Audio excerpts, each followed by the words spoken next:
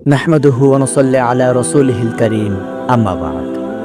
প্রিয় মুসলিম ভাই ও বোনেরা, আজকে আমরা আলোচনা করব যিকরুল্লাহ অর্থাৎ আল্লাহ তাআলার স্মরণ সম্পর্কে। আল্লাহ তাআলা তার বান্দাদেরকে সৃষ্টি করেছেন ইবাদত করার জন্য, আর আল্লাহ চান বান্দারা তার বিধিবিধান মেনে চলবে, তাকে স্মরণ করবে, তার নিয়ামতের কৃতজ্ঞতা আদায় করবে। কিন্তু শয়তান চায় আল্লাহর বান্দারা যেন আল্লাহর অবাধ্যতায় লিপ্ত থাকে, আল্লাহর স্মরণ থেকে গাফিল হয়ে গুনার মাঝে লিপ্ত থাকে।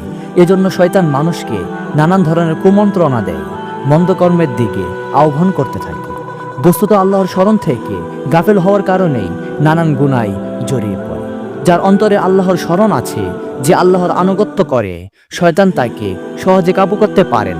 আল্লাহর স্মরণের মাধ্যমে বান্দা দিনের মাঝে অটল অবিচল থাকতে পারে। এজন্য বান্দাদের আল্লাহ তাআলার স্মরণের উপর গুরুত্বারোপ করে পবিত্র কোরআনে ইরশাদ করেন, হে মুমিনগণ, তোমরা আল্লাহকে অধিক পরিমাণে স্মরণ করো এবং সকাল সন্ধ্যা তার আনুগত্য ও মহিমা ঘোষণা করো। আল্লাহকে অধিক পরিমাণে স্মরণ করার দ্বারা মুমিন সফলতা লাভ করতে পারে। এজন্য আল্লাহ তাআলা মুমিনদের তাকে অধিক পরিমাণে স্মরণ করার আদেশ দিয়েছেন। প্রিয় ভাই, আল্লাহ তাআলা আল্লাহকে অধিক পরিমাণে স্মরণকারী পুরুষ ও নারীদের জন্য ক্ষমা ও মহাপ্রতিদান প্রস্তুত করে রেখেছেন। প্রিয় ভাই, আল্লাহর স্মরণে লাভ হয় অন্তরের প্রশান্তি। আল্লাহ তাআলা বলেন, দুনিয়ার প্রত্যেকটি মানুষই প্রশান্তির জন্য কত চেষ্টা চালিয়ে যাচ্ছে। গাড়ি বাড়ি, অর্থ সম্পদ, ক্ষমতা, প্রভাব প্রতিপত্তি সবকিছুই মানুষ অর্জন করেছে। এগুলোর দ্বারা তারা একটু প্রশান্তি পেতে চায়, কিন্তু আসলে কি তারা প্রশান্তি লাভ করতে পারছে?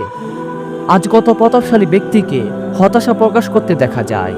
দুনিয়ার রং তামাশায় ডুবে থাকা কত সেলিব্রিটির আত্মহত্যার ঘটনা শোনা যায়। অর্থ সম্পদ, প্রসিদ্ধি, ঘরবাড়ি কি নেই তাদের?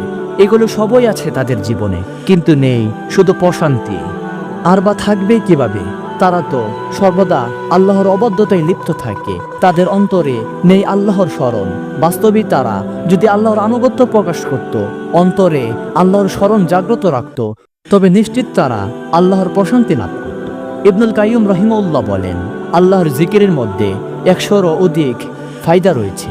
জিকির আল্লাহকে সন্তুষ্ট করে, শয়তানকে প্রতারিত করে, পেরেশানি দূর করে, রিজিক বৃদ্ধি করে, আল্লাহর ভালোবাসা সৃষ্টি করে। সুতরাং প্রিয় ভাই, আমরা অবশ্যই জিকিরে থাকার চেষ্টা করব।